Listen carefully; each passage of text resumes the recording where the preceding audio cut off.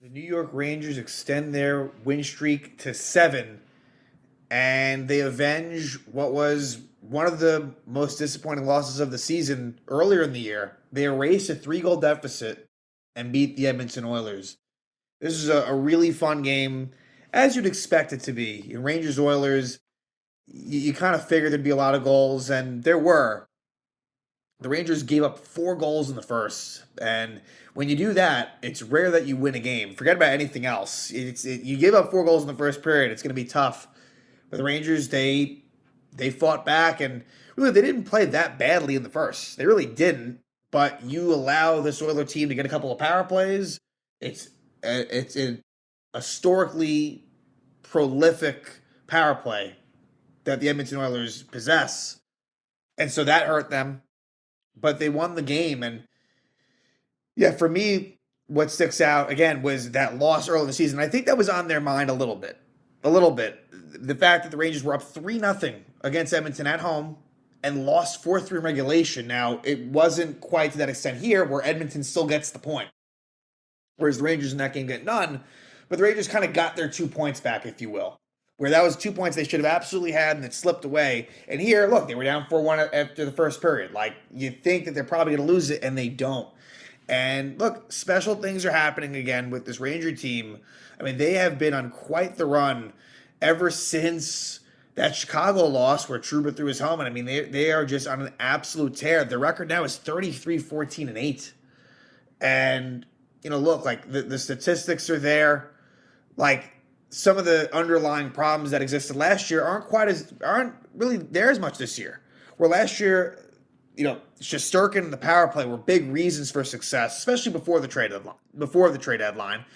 But now it's different, and they're finding ways to win all the time now. They're scoring a lot of goals, and I think it's impressive. First off, that Shesterkin, who look, really none of the goals were really his fault. I mean, I can think about maybe one of them, but he was able to shut it down and was a key reason why they won, especially late, especially when you think about what happened in overtime where the Rangers were shorthanded, and in the shootout, he was absolutely brilliant. Also, you get contributions again from the veterans. Kreider with a couple of goals, one on the power play, one shorthanded. He kind of got them going, and Zibanejad just continues to just be really, really good, really, really consistent, and he scores his 30th goal of the season. Again, he's just been amazing on the power play, but he's got 30 goals and 30 assists on the year. And the kids came up big in this one, where Alexis Lafreniere scores in the third period, and he also gets the game-winning goal in the shootout. So, props to Lafreniere, who's been a lot better lately, really has been. And then Kakko, he makes a great assist. He kind of made that Lafreniere goal happen, and then he also scores in the shootout after, Ryan Nugent-Hopkins scores right away. Kakko responds with a beautiful goal past Jack Campbell. So, a lot of different contributions. Like I said, credit to Shesterkin for staying mentally strong. You get, Kreider and Zibanejad going, and then the kids, specifically Lafreniere and Kakko. And look, it's funny, Phil Hedl, now it seems like he can't buy a goal, where he was scoring at will, and now he's getting tons of chances. Like, he must have had like 3 or 4 grade A opportunities and couldn't score. It was Adam Fox's 25th birthday. It's amazing what he's done in this league. I mean, just turned 25, and he's done so many amazing things, and he had a couple assists tonight. I thought Panarin was pretty good. I thought that line, did a nice job, the Panarin, Trocheck, Vesey line. I mean, I continue to be impressed by Jimmy Vesey. As far as Vladimir Tarasenko goes, it's been a rough beginning. Obviously, he gets that goal right away, but he's definitely trying to find his way. And, there'll be some patience, definitely. But let's just call it as we see it. Tarasenko has not looked very good, but they're still winning anyway. And I think the biggest thing the Rangers need to do is improve upon the fourth line, specifically fourth line center.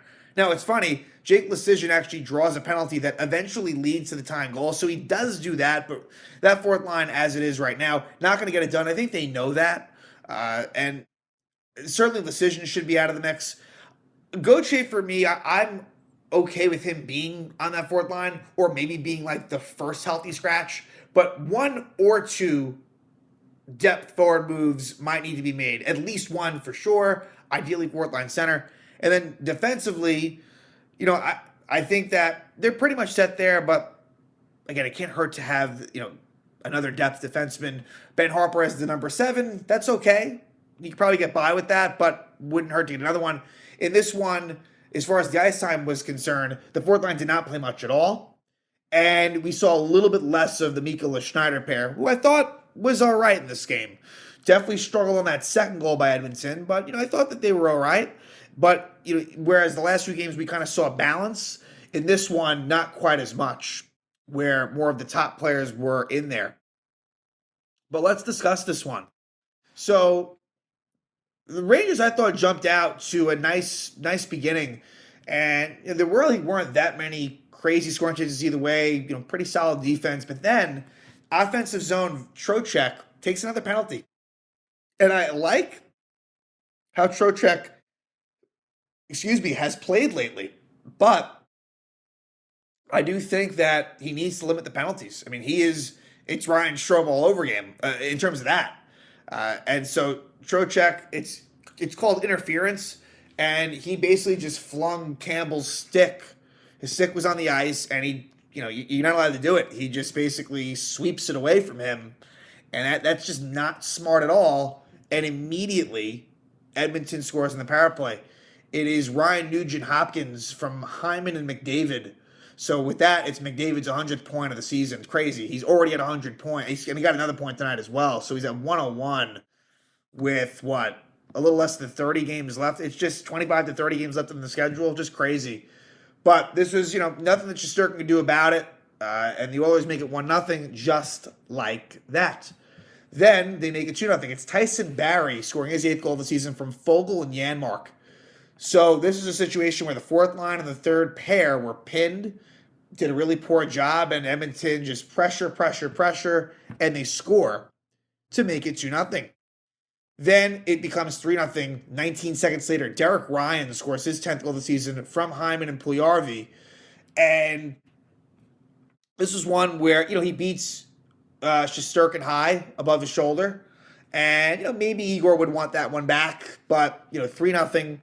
And it's not looking good, but the Rangers do get a power play, and it's drawn by Tarasenko, who was slashed by Darnell Nurse at 13:08, and it's a power play goal for Chris Kreider, who hasn't had as many power play goals this season, but it's Kreider's goal, his 23rd, from Zibanejad and Panarin, so it's 3-1 at this point, and that was a really nice goal. Great passing, Kreider set up wide open in front, and he buries it. And then, unfortunately, Keandre Miller takes a delay game penalty. Not a good penalty at 16:55, and the Oilers make the Rangers pay. It's Leon Draisaitl scoring his 32nd goal of the season from McDavid and Nugent-Hopkins, and just like that, it's 4-1.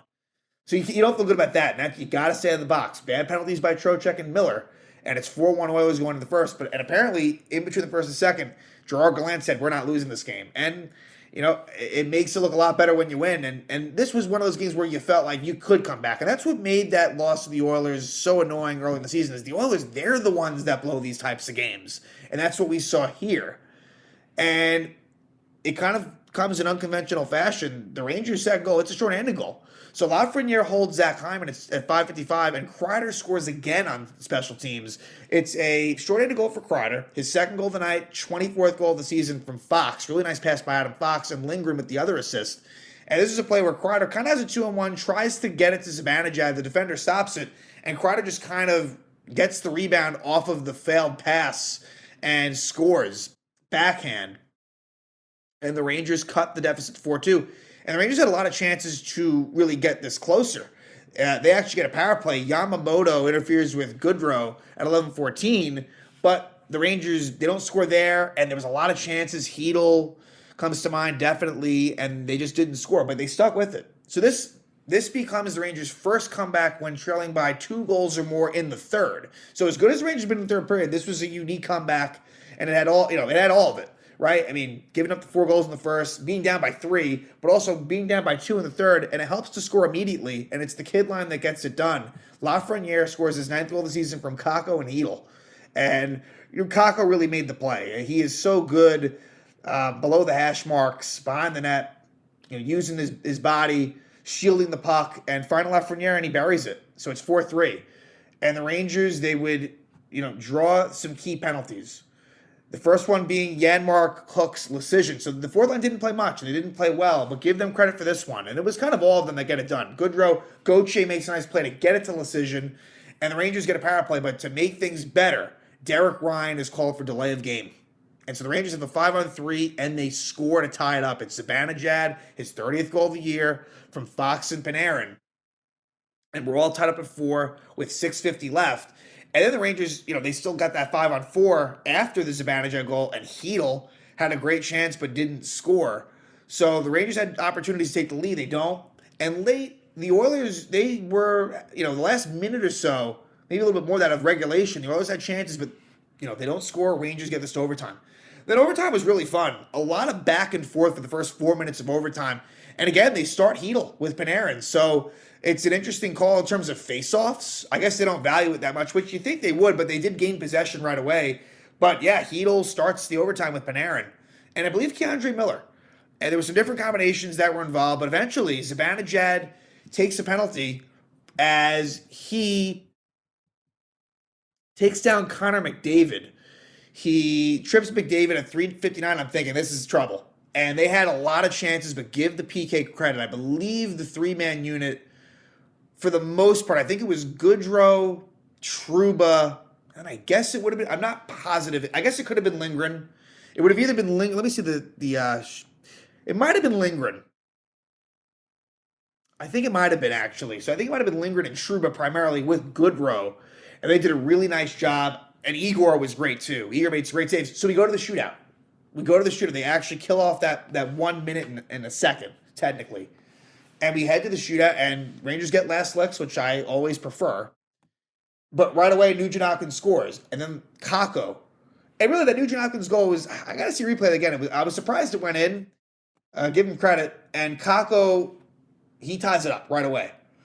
And then it's kind of ebbs and flows. And the Rangers had so many chances to kind of put this away. Eventually they do, but McDavid is stopped by Igor. So you're thinking, all right, here we go. Panarin, who is unbelievably good in the shootout, he doesn't score. He misses. Then Leon Draisaitl, no goal. So, all right, Zibanejad, here we go. Zibanejad, who has great career numbers in the shootout, but this year hasn't been quite as effective. He misses the net as well. Complete misses. So now we go to extra time in the shootout. Tyson Barrie save. Now it's Vlad Tarasenko. All right, Tarasenko, let's have a moment. Yes, he scored that first goal, but he hasn't done much. Be a hero? No. And for me, Tarasenko, I think moving forward in shootouts, there's a lot better options. So I would not rush to have Tarasenko go fourth. The top three is definite. Whatever order you want it to be, but it's got to be Panarin, Zibanejad, and Kakko. It's got to be the three. So now we head to round 5. Derek Ryan stopped by Igor. At this point, Igor is really locked in. Really locked in. And then Phil Hedl goes. Phil Hedl is up, and he is stopped. And he's another one for me where Hedl, as good as he is and as much opportunity as I want for him, he's never been great in the shootout, so that was, not the move I would have done.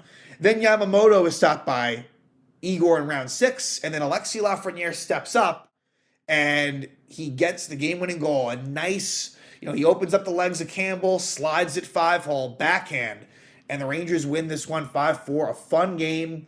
A great comeback, and the streaks continue. The point streaks that they have, which I guess now it's points in 9 straight, I believe it is. And, of course, they've won 7 in a row. And that's 2 7-game winning streaks this season.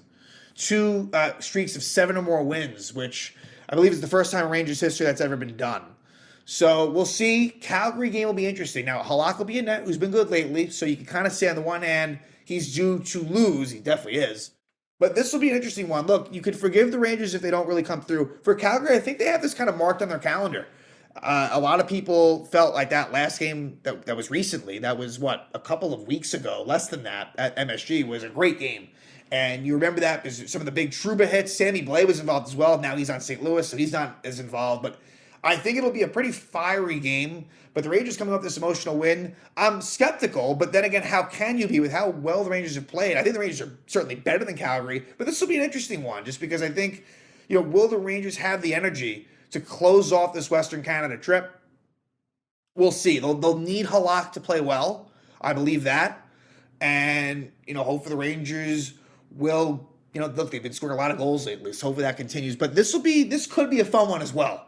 There might be some retribution, which I kind of doubt there will be, but expect it to be an emotional game from Calgary, considering it's an Eastern Conference, Western Conference matchup. You don't normally see stuff like that, but I think that they probably just like the Rangers. Really, I think they remembered that game against Edmonton early in the year. I think Calgary probably does as well. It was recent. I mean, it's not like they blew the game or anything, but it was definitely kind of dubbed as like one of the best games of the NHL season to this point. So we'll see. But again, Rangers, they rally from a 3-goal deficit. They win in the shootout. They beat the Edmonton Oilers 5-4 to extend their winning streak to 7.